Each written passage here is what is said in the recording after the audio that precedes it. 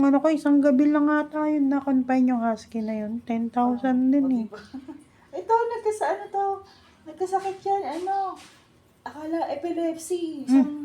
Nagsisseizure, parang isang buong araw na every 4 hours yata inaatake. Naka-6,000 agad ako gamutan at saka mga test. Saan po kayo na, no? Dito sa may lakeside, Oo nga, sinasabi ni mami kanina. Kasi kami dun pa sa may sa pulo. ito Sa may sa may di ba, lakeside. San Isidro, Paliliko palabas. Ito hindi sa may lakeside lang, nilakad lang dyan sa may Bukana lang mismo.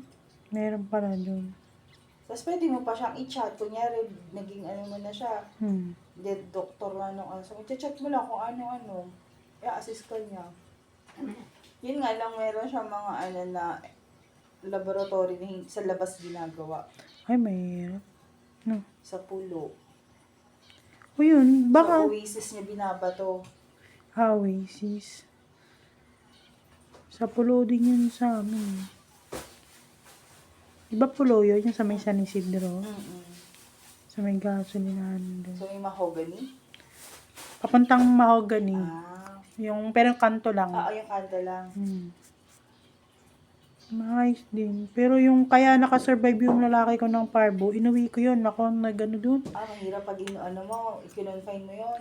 Nakonfine nga yung isa yung namatay. Kasi mas lalo silang malulungkot. Kaya nga nalungkot siguro yun yung husky. Kasi tingin niya pa lang parang wag niyo akong iwan dito. Parang ganun sinasabi.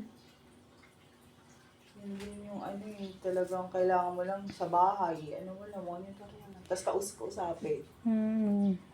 Yun yung lalaki na nakasurvive ng parbo si Coco. Talagang doon, pinunta ko. Tapos, yung gamot. Tapos pinuwi ko. Inuwi ko talaga. Kasi, parang hindi ako, buti, ganun. Kasi ginawa ko, parang baby lang. Bantayan mo yung puyat talaga, ma'am. Grabe puyat talaga. Puyat na puyat talaga, para kung may sanggol. Mayang inom ng tapos mayang tingin sa kanya. Mayang inom ng gamot, orasan talaga. Nakasurvive. Ito namang si Lucky, yung husky. Kinonfine. Kasi nga, syempre, hindi naman namin dinakalain. Kala namin mas mabubuhay dahil naka-confine aircon. Tapos siya. Wala naman masyadong naka-confine that time. Isa lang ang kasabay niya. Tuluyan pa rin. Lungkot. Kaya nga po, malungkot talaga siya nun yung tingin pa lang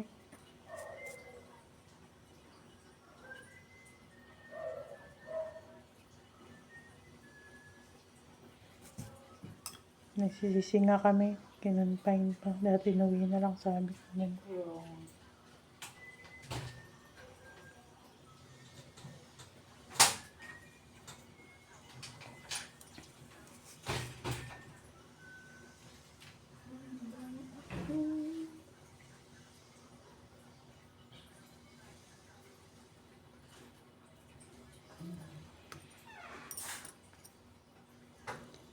Grabe pa naman maglaro ang husky ba? Balibag-balibag niya yung dalawang shih tzu. Hindi ako ang puro balahibo. Talagang pati pagkain nun may balahibo. Ito pa lang shih tzu. Kapal, ma'am. Nagdugo. Kaya nga, okay lang po. Huwag mo babasahin to, ha? Madugo, po ako. Ayan. Yung dugo niya. Sumama lang dito niya talaga. Sanay po ako sa ganyan. Hindi kasi baka mamaga pag nabasa.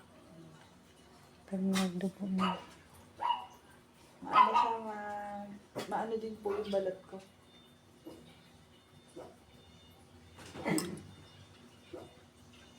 Pero hindi ko siya masakit. Sanay na.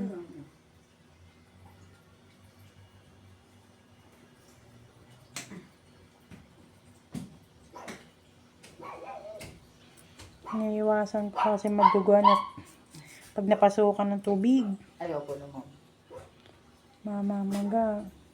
Kahit sabihin mo. Nandito pa lang tayo sa Bukana. Umano na. Nabilis ang dugo niya.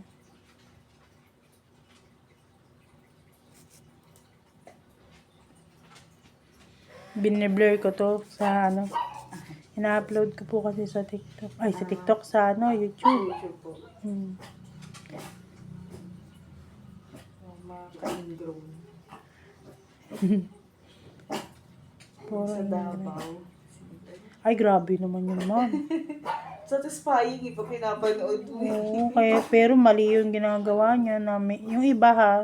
Kasi overcut talaga. Pinapanood. Ito pa nga lang, mas masakit-sakit na, lalo na yung ginagawa niya na yun. Kasi sa side ko, nagpupit niya. Grabe, Basta di ba? wala naman ako alam sa ano. Overcut yun eh.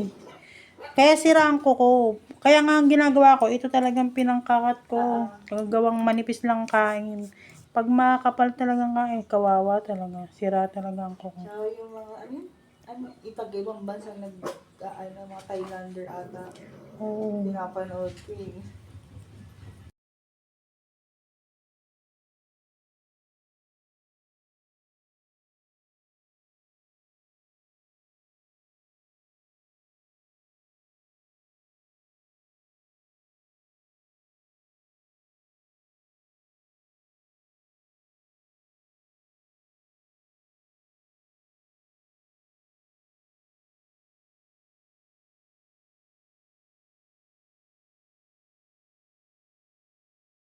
Ganun.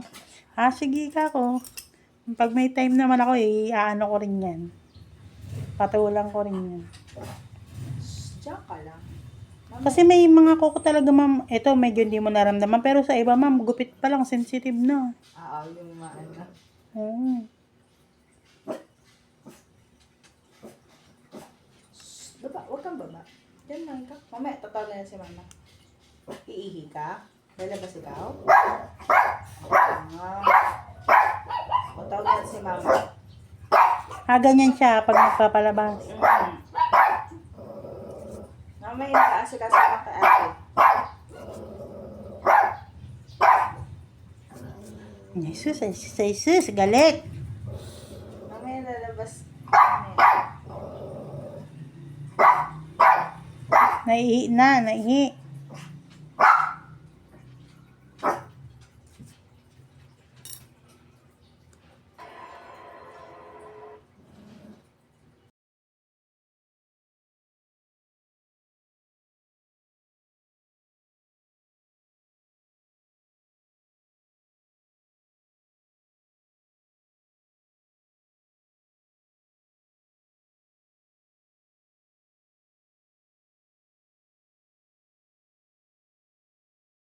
Sure na may mga sugat na Oo. kinukutkot. Kaya nga. Ang akin ay iba. Kasi pag mataas ng sugar lalo, mahusugatan mo lalo yun. Maputol na yung kapaan niya. Di ba mas kawawa yung